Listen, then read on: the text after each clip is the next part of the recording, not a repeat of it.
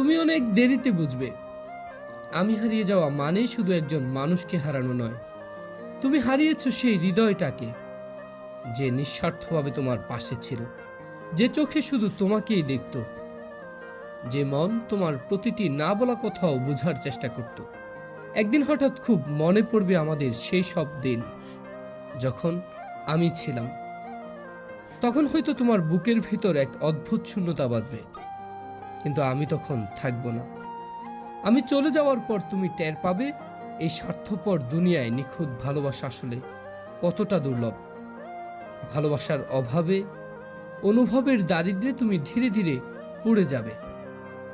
আমি যখন তোমার চারপাশে ছিলাম তুমি বুঝে ওঠোনি আমার গুরুত্ব, অথচ আমি হারিয়ে গেলে হয়তো একদিন বাতাসের হঠাৎ নিঃশ্বাসে, মেঘের বিষণ্ণতায়, নদীর একাকিত্বে বা পাহাড়ের বিষণ্ণতায় তুমি আমাকে খুঁজে পাবে।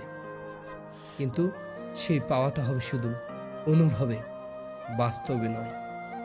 তখন হয়তো মনে হবে, ইস, যদি আরেকবার সময়কে পিছনে নেওয়া যেত।